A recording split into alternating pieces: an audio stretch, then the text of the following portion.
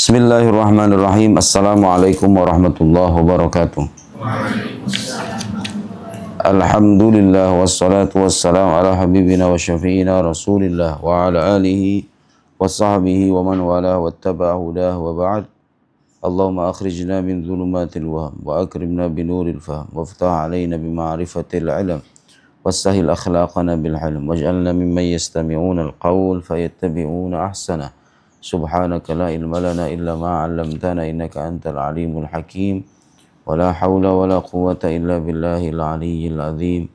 Allahumma 'allimna ma yanfa'una wa zidna ilma wa ba'd. Baik.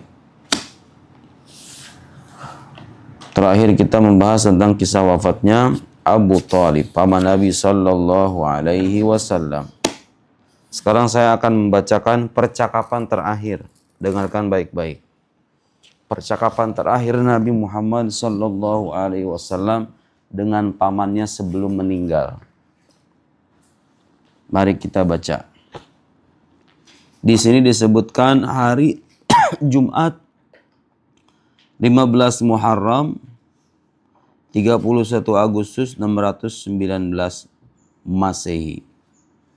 Setelah Sayyidah Khadijah wafat, jadi jarak antara Sayyidah Khadijah wafat dengan wafatnya Nabi itu dikisahkan sekitar 1 bulan lebih. Katakan 1 bulan 5 hari, ada yang mengatakan 1 bulan 5 hari, ada yang mengatakan 1 bulan. Pokoknya nggak terlalu jauh jaraknya antara wafatnya Sayyidah Khadijah dengan wafatnya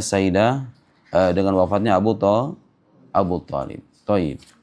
Sanaqra insyaallah Malladhi jara baina Abi Thalib wa Nabi alaihi salatu wassalam. Nah.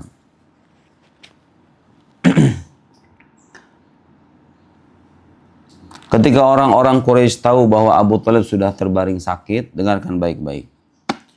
Orang-orang Quraisy seperti yang pernah saya bilang itu memandang Abu Thalib itu sebagai sosok yang terhormat.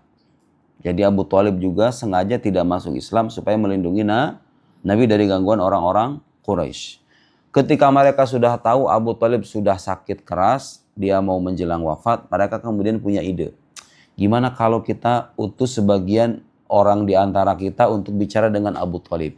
Siapa tahu kalau udah sakit begitu dia mau menyerahkan keponakannya kepada kita, gitu ya.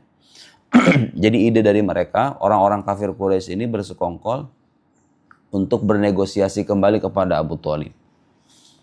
Supaya apa? Supaya Abu Thalib itu menyerahkan keponakannya kepada Nabi Muhammad sallallahu alaihi wasallam. Ya, keponakan kan? Ponakan kan namanya kan? Iya. Paman itu hubungannya ya ponakan. Baik. Faqala ba'dhum li ba'dhin. Sebagian mereka berkata kepada sebagian yang lain. Intaliqu bina ila Abi Thalib falyakhudh lana ala ibni akhi wa liyutihi minna. Wallahi mana man ayyabtazuna amrana. Seperti tadi saya bilang, mereka itu bersekongkol kira, ayo kita pergi aja ke Abu Thalib. Soalnya ini kalau dibiarkan, maksudnya Nabi Muhammad ini, kalau dibiarkan, dia bisa memecah belah urusan kita. Bisa menghancurkan kita. Kata mereka. Akhirnya datanglah Utbah ibn Rabi'ah, nama orang-orang kafir ya. Utbah ibn Rabi'ah. Kamu jangan ngasih nama anak dengan nama ini. Utbah ibn Rabi'ah, Syaibah ibn Rabi'ah, Abu Jahal ibn Hisham, Umayyah ibn Khalaf. Umayyah ibn Khalaf ini ra'sun min ru'usil kufar. Itu termasuk dedengkotnya orang kafir. Dibunuh suatu ketika nanti oleh Bilal bin Rabah. Jadi Bilal bin Rabah ini budaknya Umayyah bin Khalaf. Karena dia pernah disiksa sama majikannya ini. Waktu fase-fase awal dakwah Islam. Disiksa di tengah padang pasir yang terik, kemudian ditindihin batu yang besar, Bilal bin Rabah. Dan kemudian seperti yang pernah kita ceritakan, kemudian hanya berkata ahadun ahad, hanya menyebut nama Allah Subhanahu wa taala. Nah, di kemudian hari orang yang menyiksa Abu Jahal, yang menyiksa Bilal bin Rabah ini, Umayyah bin Khalaf, di kemudian hari Bilal juga yang membunuh Umayyah bin Khalaf di peperangan Badar. Jadi Umayyah bin Khalaf termasuk dedengkotnya orang kafir, wafat di tangan orang yang dulu pernah jadi budaknya sendiri, gitu, paham nggak? Subhanallah. Abu Sufyan ibn Harb, Abu Sufyan termasuk nanti yang akan masuk Islam. pada peristiwa Fatu Makkah. Nah, di fase ini belum masuk Islam. Dan para pembesar Quraisy yang lain. Jadi ini orang-orang besar Quraisy datang ke Abu Thalib untuk bernegosiasi. Ya Abu Thalib. Abu Thalib. Innaka minna haitsu alimta wa qad hadaruka ma tara. Kamu tahu kan Abu Thalib, seperti apa kedudukan kamu di mata kami itu. Artinya mereka itu memandang Abu Thalib sebagai sosok yang terhormat. Wa qad hadaruka ma tara, dan kamu sekarang sudah dalam keadaan seperti ini, dalam keadaan sakit, terbaring sakit. Wa takhawafna alaik, kami merasa khawatir dengan keberadaan kamu sekarang. Kata mereka. Wa qad alimta alladhi bainana wa baini akhik, dan kamu juga tahu bagaimana urusan kami dengan keponakanmu itu, Nabi Muhammad maksudnya. Permusuhan yang terjadi gitu loh antara mereka dengan Nabi Muhammad. Fad'uhu, coba itu panggil keponakanmu itu. Fakhudh lahu minna, berikan kepada dia apa yang bisa kita berikan. Jadi mereka itu hanya berharap dakwah Islam itu terhenti, Nabi Muhammad selesai menyampaikan dakwahnya. Itu yang mereka minta. Kalau sekiranya ada yang perlu kami berikan kepada keponakanmu itu, ambil aja. Wa khudh lana minhu. Terus kami juga minta, wa khudh lana minhu itu artinya ambillah bagi kita apa dari Nabi. Maksudnya mereka itu kan berharap Nabi itu menghentikan dakwahnya, tidak menyebarkan ajaran Islam, tidak lagi mengganggu keyakinan mereka dan lain-lain. Itu permintaan mereka. Kami akan memberikan apa yang bisa kami berikan, tapi tolong keponakanmu itu suruh berhenti berdakwah. Kira-kira begitu ya, maksudnya begitu. Liyakuffa anna wa nakuffa anhu wal yad'una wa dinana wa nad'uhu din. Supaya apa katanya? Supaya kita beribadah dengan agama kami dan dia beribadah dengan dengan agama dia.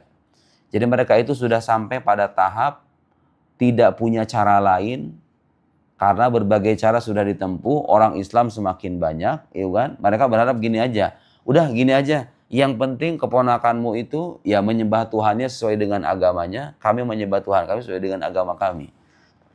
Tidak menyampaikan dakwah Islam lagi, mengajak orang kepada agama tauhid. Mereka sudah mulai merasa risih.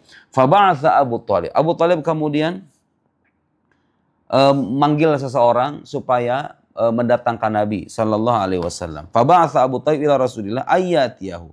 Falamma ja'ahu. Nah, waktu Nabi dipanggil, Nabi datang di sampingnya tuh. Nah, ini pembesar-pembesar Quraisy, Abu Thalib manggil Nabi. Falamma ja'ahu. Kemudian ketika Nabi itu datang, qala. Abu Thalib berkata, "Ya ibna akhi." Wahai keponakan. Ini ngomong sama Nabi. Abu Thalib bicara dengan Nabi. Haula asyrafu qaumik. Kamu lihat itu orang-orang besar. Orang-orang besar dari kalangan Quraisy, dari kaummu. Qad ijtama'u lak liwatuka wa liya'khudhu minka. Mereka semuanya berkumpul mengharapkan itu tadi. Mengharapkan agar dakwah Islam itu diserahkan kepada mereka, maksudnya tidak dilanjutkan lagi, dihentikan. Dan kalau seandainya kamu minta sesuatu dari mereka, kamu akan diberikan apa yang kamu mau. Kata Abu Thalib. Abu Thalib itu hanya sebatas menyampaikan pesan orang-orang Quraisy. Faqala Rasulullah sallallahu alaihi wasallam. Rasulullah kemudian berkata, "Ya ammi, kalimah wahidah yu'tuniha tamlikuna bihal Arab wa tadinu lakum bihal ajam." Wahai pamanku, ucapkan satu kalimat saja. Dengan kalimat itu engkau akan menguasai bangsa Arab dan orang-orang ajam. Orang ajam itu artinya orang-orang asing. Maksudnya Nabi itu datang dengan satu ajaran. Nabi menjanjikan nih, kalau orang-orang Quraisy, para pembesar-pembesar Quraisy itu betul-betul bertauhid, mengesahkan Allah Subhanahu wa taala, mengucapkan la ilaha illallah Muhammadur Rasulullah, maka itu kalimat, itu kan masalah iman. Ketika iman itu tertanam di dalam hati, maka akan melahirkan tindakan. Jadi tindakan seorang itu dipengaruhi dengan keimanan. Kalau orang itu bertauhid, tidak lagi mementingkan kepentingan duniawi, hanya menjadikan Allah sebagai tujuan utama, maka kalian, janji Nabi ini, akan menguasai bangsa Arab semuanya dan orang-orang ajam. Kata Nabi itu. Hanya satu kalimat itu saja. Ucapkan kalimat la ilaha illallah Muhammadur Rasulullah, kalian akan menjadi pemimpin dunia. Kira-kira begitu ya. Nabi menjanjikan kepada mereka. Qala Abu Jahal kemudian ketika mendengar kayak begitu ngomong apa? Na'am wa abik wa asyrak kalimat. Dia sambil ngeledek. Ya walaupun 10 kalimat sekalipun, kata Abu Jahal. Dia sambil meledek. Kata Nabi kan cuma satu kalimat aja. Satu kalimat aja kalian ucapkan, kalian akan menjadi pemimpin dunia. Memimpin orang-orang Arab, memimpin orang-orang Ajam, Persia dan Romawi itu. Kata Abu Jahal apa? Naam, wa abik, wa asyraf kalimat. Hatta kalaupun 10 kalimat kami gak akan mau gitu. Kata siapa? Abu Jahal. Qala Rasulullah sallallahu alaihi wasallam. Taqulun, kalian berkata la ilaha illallah wa takhla'un ma ta'buduna min dunihi. Cukup kalian berkata la ilaha illallah kemudian menanggalkan atau menyingsingkan apa yang kalian yakini selain Allah itu. Sesembahan-sesembahan itu. Kamu tinggalkan itu. Fasaffaqu bi aidihim. Saffaqu bi aidihim itu begini. Apa gitu, cuma gitu doang katanya. Kata Abu Jahal. Itu ekspresi apa itu? Apa? Ekspresi apa? Ekspresi orang kecewa dan menyepelekan. Begitu kan? Alah, gitu doang ternyata. Kira-kira begitu ya, Abu Jahal. Thumma qalu, mereka kemudian berkata kepada Nabi, "Aturidu ya Muhammad an tajalal alihata ilaha wahida?" Muhammad, kamu pengen menjadikan tuhan-tuhan yang banyak itu sebagai Tuhan yang satu saja? Jadi orang-orang kafir Quraisy itu, orang-orang musyrik secara umum, mereka itu heran dengan keyakinan yang meyakini Tuhan itu hanya ada satu. Karena keyakinan yang meluas di tengah jazirah Arab itu adalah keyakinan musyrik. Sama kayak sekarang begini. Sekarang rata-rata orang di Indonesia itu bertauhid ya kan. Kalau menemukan ajaran mengatakan Tuhan itu lebih dari satu, kita akan merasa aneh kan.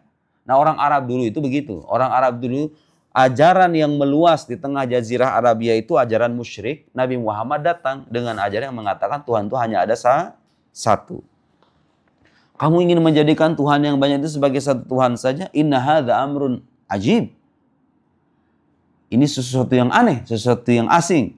Tsumma qala ba'dhum li ba'd. Inna wallahi ma hadzal rajab bi mu'tikum syai'an mimma turid. Udah, ini enggak ada gunanya ini. Enggak bakal juga itu kayaknya Muhammad menyampaikan apa yang kita mau itu. Fantaliqu wamdu ala dini abaikum hatta yahkumallahu bainakum. Udah gini aja sekarang. Kita semuanya pergi sekarang, biarkan Tuhan yang memutuskan urusan di antara kita. Kata orang-orang Quraisy. Jadi mereka nggak bisa walaupun di saat Abu Thalib udah mau meninggal dan Abu Thalib dirayu supaya menyerahkan Nabi Muhammad tetap dengan pendiriannya tidak mau menyerahkan urusannya kepada orang-orang Quraisy itu. Nah Abu Thalib kemudian bicara sama Nabi. Dengarkan ini. Qala Abu Thalib li Rasulillah sallallahu alaihi wasallam. Wallahi ya ibna akhi, ma ra'aituka sa'altahum syatata. Keponakanku, sebetulnya yang kamu minta dari mereka itu bukan sesuatu yang berlebihan. Jadi Abu Thalib bilang sama Nabi, setelah mendengar percakapan Nabi dengan orang-orang kafir itu, Nabi kan cuma minta apa? Cuma mengucapkan satu kalimat, la ilaha illallah Muhammadun Rasulullah. Kata Abu Thalib, sebetulnya yang kamu minta dari mereka itu bukan hal yang berlebihan. Kata Abu Thalib.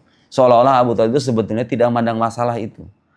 Karena kalau merujuk penjelasannya kemarin itu, Abu Thalib itu sebetulnya dalam hatinya mungkin beriman. Bahkan sebagian ulama berpendapat, ya Abu Thalib itu beriman hatinya. Karena banyak bukti-bukti dari sejarah hidupnya yang membuktikan pembenarannya akan ajaran Nabi Muhammad sallallahu alaihi wasallam. Falamma qalaha Abu Thalib, tami'a Rasulullah fi Islami. Waktu Abu Thalib ngomong kayak gitu, waktu Abu Thalib ngomong, wahai keponakanku, apa yang kau minta itu tidak berlebihan. Rasulullah itu ingin, berharap Abu Thalib itu sebelum wafat masuk Islam. Nabi itu berharap. Faja'ala yaqul ay ammi, wahai pamanku, faqulha astahil laka biha syafa'a yaumal qiyamah. Ya udah, paman kalau begitu engkau ucapkan satu kalimat itu. Nabi kan menawarkan supaya orang-orang kafir itu mengucapkan kalimat itu kan, dan mereka menolak. Akhirnya waktu bicara dengan pamannya dalam keadaan sedang terbaring sakit itu, ya sudah paman, engkau ucapkan satu kalimat itu. Kalau kau akan memberikan syafaat kepadamu di hari kiamat. Kata Nabi Muhammad sallallahu alaihi wasallam.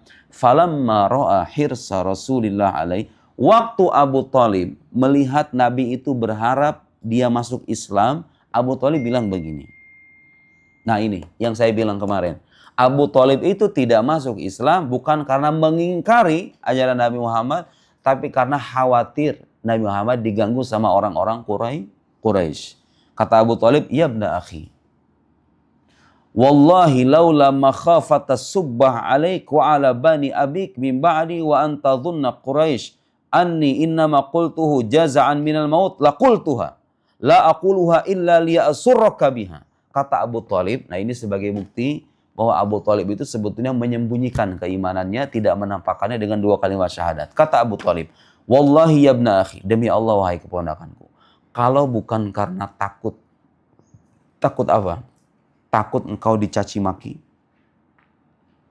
Kalau bukan, jadi ada rasa sayang Abu Thalib kepada Nabi. Kalau Abu Thalib mengucapkan dua kalimat syahadat itu di hadapan orang-orang Quraisy, sudah pasti dihina dan dicaci maki. Kalau bukan karena rasa takut dicaci maki, engkau dicaci maki, juga keturunanmu nanti, saudara-saudaramu nanti. Juga kalau bukan karena orang-orang Quraisy, kalau aku ucapkan di tengah dalam keadaan seperti ini, dalam keadaan sudah terbaring sakit begini, khawatir orang-orang Quraisy nanti bilang Abu Thalib mengucapkan itu hanya karena ingin apa? Hanya karena ingin melindungi dirinya saja dari siksaan setelah kematian. Jadi kalau bukan orang-orang Quraisy, kalau seandainya tahu Abu Thalib mengucapkan dua kalimat syahadat dalam keadaan sakit, paling mereka akan berkata, Abu Thalib bicara begitu hanya karena ingin melindungi dirinya saja, karena khawatir dari kematian. Kalau bukan karena khawatir semua itu, kata Abu Thalib, laqul tuha, aku akan mengucapkannya.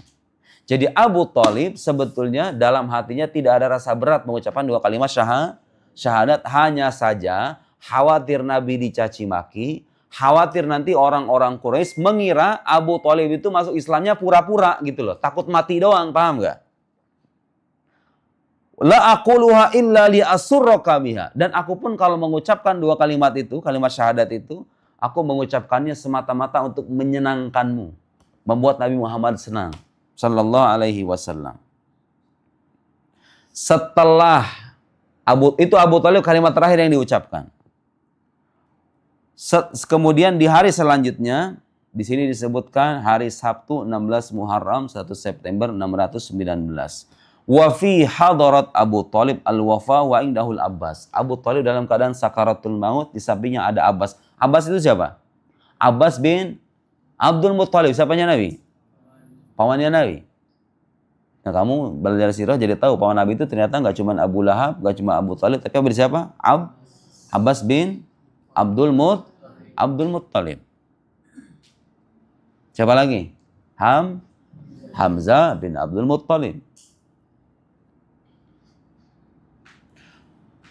Wa fi hadarat Abu Thalib al-wafa wa indahul Abbas. Abu Thalib dalam keadaan sakaratul maut, di sampingnya ada Abbas. Abbas berarti siapanya Abu Thalib? Ya saudaranya. Saudara apa? Saudara kandung. Walam yuslim ba'd. Waktu itu Abbas belum masuk Islam. Nanti di kemudian hari Abbas itu masuk Islam ya. Dan punya anak namanya Ibnu Abbas. Ibnu Abbas itu dikenal sebagai ahli tafsirnya para sahabat. Karena dapat doa dari Nabi. Allahumma faqihu fid din wa alimhu ta'wil. Jadi Ibnu Abbas itu imamul mufassirin. Imamnya para ahli tafsir di zaman sahabat. Wa Rasulullah sallallahu alaihi wasallam. Di sampingnya ada Rasulullah, ada Abbas. Wa qad bada lisan Abu Thalib yatathaqal. Lisannya kemudian terasa berat untuk bicara Abu Thalib. Wa nadhara ilaihi al-Abbas yuharriku syafatai. Abbas melihat Abu Thalib sedang menggerak-gerakkan bibirnya, sedang menggerak-gerakkan lidahnya, kayak pengen ngomong sesuatu. Mungkin ingin mengucapkan dua kalimat syahadat, lagi ngomong ke sini, tapi agak sedikit berat. Tahu kan orang lagi dalam keadaan sakaratul maut, ketika dia ingin bicara, kemudian lisannya itu terasa berat untuk dibicarakan. Fa asgha ilaihi bi udhunai. Kemudian Abbas sengaja mendekatkan kupingnya, pengen mendengar yang dikatakan Abu Thalib itu apa, begini nih. Fanada Rasulullah sallallahu alaihi wasallam. Fanada Rasulullah, dia manggil Rasulullah. Abbas kemudian ingin mendengar Abu Thalib bicara apa di akhir hayatnya. Kemudian manggil Nabi, sini. Ya ibna akhi, wallahi laqad qala akhil kalima allati amartahu ayyaqulaha. Demi Allah, kata Abbas, wahai keponakanku, kepada Nabi, itu Abu Thalib, itu pamanmu itu sudah mengucapkan kalimat yang engkau perintahkan tadi itu. Ucapan dua kalimat syahadat. Ya'ni syahadat alla ilaha illallah. Faqala Rasulullah lam asma. Tapi aku enggak mendengar, kata Nabi. Berdasarkan kesaksian Abbas, nah ini bisa jadi bukti lain bahwa Abu Thalib itu tidak bisa dihukumi kafir dengan kekufuran yang sama dengan Abu Jahal, Abu Lahab, Umayyah bin Khalaf dan lain-lain. Dia beda sendiri. Berdasarkan riwayat ini, Abbas, pamannya Nabi, saudaranya Abu Thalib, menjelang akhir wafatnya, melihat Abu Thalib menggerakkan lidahnya walaupun dalam keadaan tidak terlalu dalam keadaan sudah tidak berdaya begitu, lidahnya udah terasa agak berat, tapi pas didengar sama kupingnya begini, bilang sama Nabi, demi Allah dia sudah mengucapkan kalimat yang kau perintahkan tadi itu, wahai keponakan. Kata Abbas kepada Nabi. Tapi jawaban Nabi apa? Lam asma. Nabi nggak ngedenger. Nabi nggak ngedenger. Karena itu Abu Thalib walaupun tidak masyhur, walaupun tidak dikenal sebagai orang yang masuk Islam secara terang-terangan, tapi berdasarkan riwayat-riwayat yang ada, Abu Thalib itu diduga sebetulnya tidak mengingkari ajaran Nabi Muhammad sallallahu alaihi wasallam. Bahkan berdasarkan riwayat ini, menjelang akhir hayatnya dia mengucapkan 2 kalimat syahadat secara pelan-pelan, tapi Nabi nggak dengar. Abu Thalib. Nah, kisah yang sama, dengerin. Kisah yang sama boleh jadi dialami sama orang-orang non-muslim. Kan suka ada pertanyaan, Ustaz, itu ada orang non-muslim, dia berbuat baik. Terakhir itu ada berita dokter yang kemudian mengobati pasiennya dan bilang sama pasiennya untuk membayar sesuai yang dia mampu aja. Dia non-muslim. Non-muslim berbuat baik, kadang ada non-muslim beramal, ya kan? Beramal, mendirikan lembaga-lembaga filantropi dan lain-lain. Itu gimana itu? Masa yang non-muslim yang berbuat baik masuk neraka, terus yang muslim yang jahat tetap masuk surga? Begini jawabannya. Kita itu nggak pernah tahu akhir hayat seseorang, ya kan? Bisa jadi yang non-muslim yang baik ini, dia kemudian suatu saat nanti, karena dia punya kebaikan, Allah melihat amal kebaikannya, Allah berikan dia hidayah, seminggu, 2 minggu, atau katakan 3 hari, atau dalam katakan 1 jam. 1 jam ketika dia berbaring di rumah sakit, misalnya Allah berikan dia hidayah, tiba-tiba dia mengucapkan 2 kalimat syahadat. Kalau ada non-muslim masuk Islam, katakan seminggu sebelum dia wafat, dan dia sudah beramal kebaikan, kira-kira katakan 30 tahun, 40 tahun. Bagaimana hukumnya nanti? Amal kebaikannya itu dicatat nggak sama Allah? Dibalas nggak sama Allah nanti? Kalau dia masuk Islam. Kalau dia masuk Islam dibalas atau enggak? Dibalas. Kalau dia masuk Islam. Jadi boleh jadi non-muslim yang baik-baik itu boleh jadi Allah berikan hidayah. Kita nggak bisa memastikan, tapi boleh jadi. Allah berikan hidayah, kemudian Allah membalas semua amal kebaikannya. Tapi ada non-muslim yang memerangi Islam, nggak senang sama umat muslim, memerangi agama Islam, itulah yang kafir sesungguhnya. Tapi di luar sana ada non-muslim yang hatinya itu nggak mengingkari ajaran Islam, boleh jadi dia sedang mempelajari agama Islam. Mungkin kalau dia banyak berbuat baik, Allah nanti memberikan dia hidayah, masuk Islam, amal kebaikannya tidak akan disia-siakan. Nah, sementara muslim yang kerjaannya menzolimi orang lain, mengambil hak milik orang lain, korupsi, nggak sholat, hubungan dengan Tuhannya buruk, dengan sama manusianya jelek. Nauzubillah, summa nauzubillah. Bisa jadi ditutup dengan su'ul khotimah. Akhir hayatnya bisa jadi buruk. Jadi kita nggak pernah tahu. Kita ini nggak bisa menghukumi orang per orang. Ini masuk surga, ini masuk neraka. Kita hanya menyampaikan satu ketentuan berdasarkan ajaran Islam. Man mata alal Islam, barang siapa yang wafat sebagai muslim, beriman kepada rukun iman, percaya Allah, malaikat, rasul, kitab suci dan lain-lain, maka dia masuk surga. Kalaupun dia masuk neraka, dia tidak akan diabadikan di neraka. Tapi siapa yang meninggal dalam keadaan mengingkari salah satu dari rukun iman, gak percaya malaikat misalnya, gak percaya nabi, salah seorang nabi, gak percaya salah satu kitab suci, maka dia dihukumi kafir dan nasibnya di alam neraka. Tapi yang mana itu? Orang per orangnya bisa gak kita hukumi? Ini yang namanya si engkoh ini, namanya orang ini, gak bisa. Karena orang per orang itu urusannya adalah putusan Allah Subhanahu wa Ta'ala. Dan kita tidak pernah tahu akhir hayat dari setiap orang di antara kita. Wallahu a'lam bissawab. Allahumma salli afdhala salatin ala as'adi makhluqatika sayyidina Muhammad wa alihi wa sahbihi wa sallim adada ma'lumatika wa midadak ذكرك كلما ذكرك الذاكرون وغفل عن ذكرك الغافلون سبحانك اللهم وبحمدك أشهد أن لا إله إلا أنت نستغفرك ونتوب إليك وصلى اللهم على سيدنا محمد وعلى آله وصحبه وسلم والسلام عليكم ورحمة الله وبركاته.